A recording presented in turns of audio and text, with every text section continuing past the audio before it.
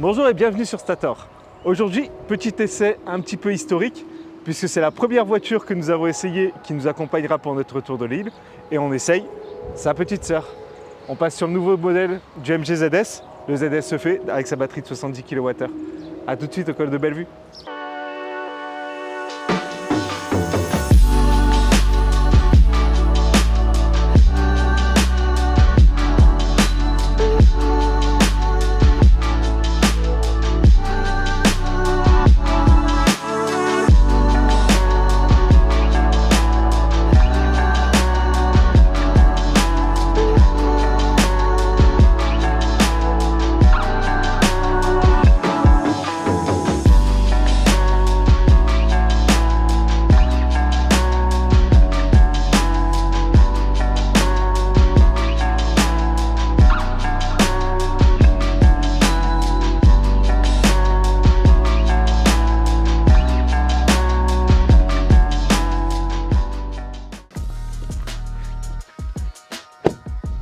Nous voilà arrivés au col de Bellevue. Donc on a fait 30 km depuis Saint-Pierre. La consommation de ce MG ZS nouvelle génération s'est stabilisée à 30 kWh. Il faut savoir qu'il consomme donc moins qu'une Twingo. C'est la voiture qui consomme le moins qu'on ait jamais essayé. Ou alors peut-être que l'afficheur sature à 30 kWh, je sais pas. Hein. Franchement, on est à 30 kWh depuis en bas, donc je sais pas. En réalité, d'après mes calculs, on est plutôt autour de 40-41. En termes de pourcentage batterie, on est à 84% sur le nouveau. Et sur l'ancien, on ne sait pas puisqu'il n'affiche pas son pourcentage de batterie. Mais d'après les calculs que j'ai fait également, on est autour de 74-75%. Donc elle a consommé 10% de plus, mais il faut savoir qu'elle a une batterie plus petite.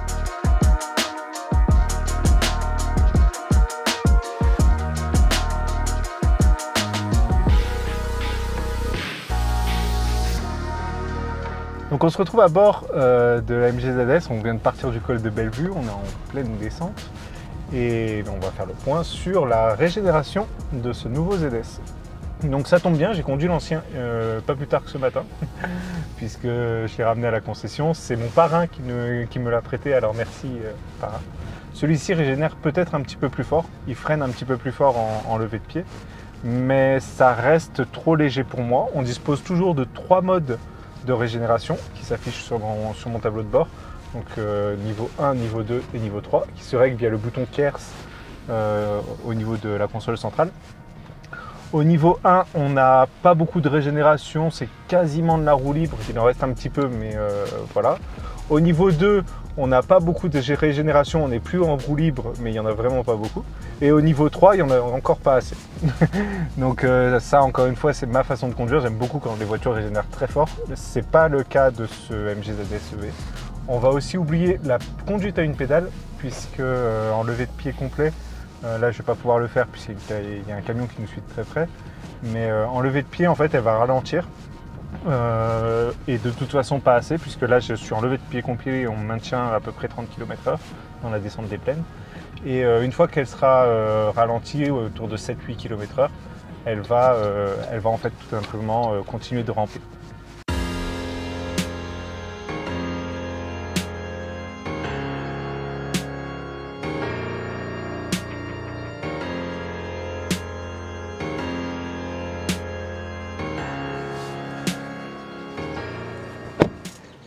On est arrivé à la Marine, à Saint-Benoît. C'est exactement le spot où on s'était arrêté avec l'ancienne génération. Un petit point sur la consommation des deux voitures. Donc celle qui est là-bas, la version 1, elle a consommé 13,9 kWh au 100 et elle a régénéré, depuis là-haut, elle a régénéré 6%. On est actuellement à 80% sur ce véhicule-là, sur les 60 km, enfin 63 km qu'on a parcouru jusqu'à présent.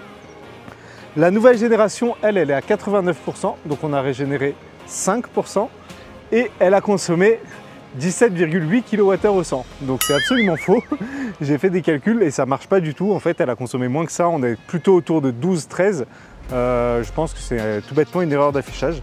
On reprend la route.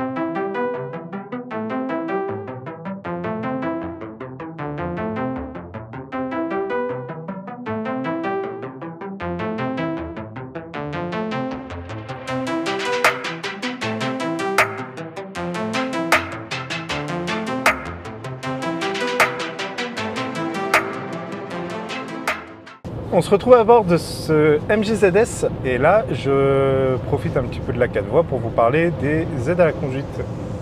Donc au niveau des aides à la conduite de ce MG ZS nouvelle génération, eh bien c'est exactement la même chose que sur celui qui est devant nous, c'est-à-dire l'ancienne génération.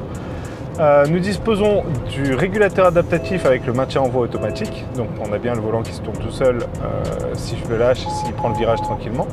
Si on lâche trop longtemps, on a des petits bips dont on est habitué avec les MG et les voitures asiatiques en général. Après, en termes de maintien en voie, etc., ça fonctionne plutôt bien. Ce que je regrette un petit peu, c'est la commande de ce régulateur qui est ici sous le volant, qui est vraiment très ancienne. J'aurais bien aimé avoir quelque chose d'un peu plus moderne sur le volant, mais pourquoi pas. Ensuite, on va disposer, donc là aujourd'hui on a la version Luxury, donc on va disposer de vraiment toutes les aides à la conduite. On a les essuie-glaces automatiques, les phares automatiques, etc., etc. On a la caméra 360 dont je vous ai parlé dans l'autre vidéo. Et les aides dans les angles morts, donc les capteurs d'angle mort sur cette version Luxury. À noter qu'on ne les aura pas sur toutes les versions. Ensuite, au niveau de la conduite en elle-même sur 4 voies, ça se passe très bien. En termes de confort d'assise, etc., tout va bien. J'ai juste un regret, c'est que le volant, il se règle en hauteur, mais pas en profondeur. Donc ça, c'est comme sur la première génération, ils n'ont pas amélioré ce point-là. La voiture se comporte très très bien à 110. Je regrette un petit peu aussi les bruits à l'intérieur de la voiture. Donc là on est à 110, 115, je pense que ça s'entend bien au micro. On a des bruits d'air. Alors pour moi ils viennent de quelque part par là, j'ai l'impression que c'est les rétroviseurs et aussi du toit ouvrant. Donc l'avantage du toit ouvrant, c'est effectivement ça dégage beaucoup de luminosité, ça dégage aussi un petit peu d'espace à la tête. Mais en contrepartie, on a ces bruits d'air qui peuvent survenir et là on les entend assez bien. Au niveau des bruits de roulement, globalement c'est correct. Pour finir, je vais vous parler du système audio. Il n'est pas complètement dégueulasse, mais il est loin d'être exceptionnel. C'est un système très basique. Il fera le job pour écouter de la musique tranquillement en voiture. Si vous voulez identifier la position des instruments dans une symphonie, ça ne marchera pas. Mais globalement ça reste assez correct, encore une fois, pour ce niveau de tarif et pour cette gamme de véhicules.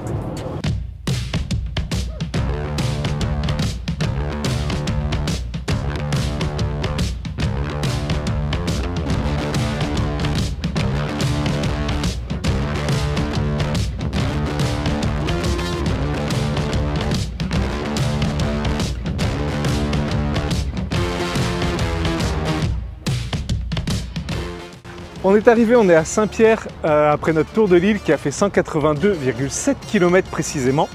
Et il reste 57% dans ce MG ZS dans sa version longue autonomie. Pour information, l'ancienne génération a consommé un petit peu moins. Là on est à 17,7, l'ancien il est à peu près à 16,5. Et on est à 30% de batterie. Donc c'était à peu près, ça revient à peu près à ce qu'on avait eu sur notre premier essai d'il y a 4 ans. Pour revenir sur ce nouveau ZS, avec les chiffres que je vous ai annoncés là, on arrive à une autonomie WLTPI de 435 km.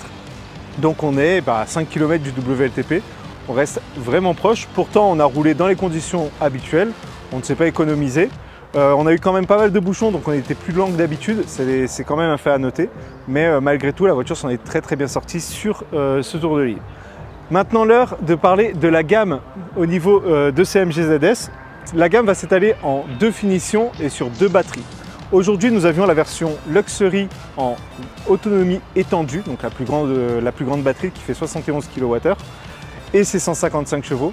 Avec les différents équipements qu'on vous a présentés aujourd'hui, la voiture est annoncée à 42 990 €. Dans sa version Luxury, donc le même niveau de finition mais avec la petite batterie, on va passer sur un prix qui sera à 38 990 €. Sachant que la petite batterie va vous faire passer à 320 km d'autonomie, mais en contrepartie, vous avez plus de chevaux puisque le moteur de la version petite batterie est fait 177 chevaux. Ensuite, vous allez avoir la version confort. On n'aura pas les sièges en simili-cuir, on n'aura pas le chargeur induction, pas de toit ouvrant. On va aussi perdre la caméra 360 et les capteurs d'angle mort. Donc cette version confort, elle sera équipée soit de la version grosse batterie, soit de la version de petite batterie. Et elle coûtera systématiquement 2000 € moins cher que la version qu'on vous a fait essayer aujourd'hui. C'est-à-dire qu'avec la petite batterie, on sera à 36 990 € et avec la grosse, à 440 km d'autonomie, on l'aura à 40 990 €. Donc voilà, c'était 20 en tout cas aujourd'hui pour l'essai de ce MGZS EV. Un petit peu ma Madeleine de Proust à moi, puisque c'est ma première voiture qu'on avait essayée à l'époque. Une très bonne journée, comme d'habitude. Merci à vous, parce que c'est un peu grâce à vous qu'on vit ces journées-là. Abonnez-vous, c'est extrêmement important, ça donne du poids à la chaîne, ça nous permet d'avoir des voitures. Vous voyez, on diversifie, on arrive à avoir de plus en plus de marques. Tout ça, c'est grâce à vous, merci beaucoup. Merci à Loïc qui nous suit depuis un moment, merci à Electrocoeur qui nous aide beaucoup aussi sur les tournages. Et merci aux deux oiseaux qui sont en train de me filmer, Pierre et Fabien, que je remercie pas assez souvent, mais voilà, c'était l'occasion. À bientôt les électrifiés.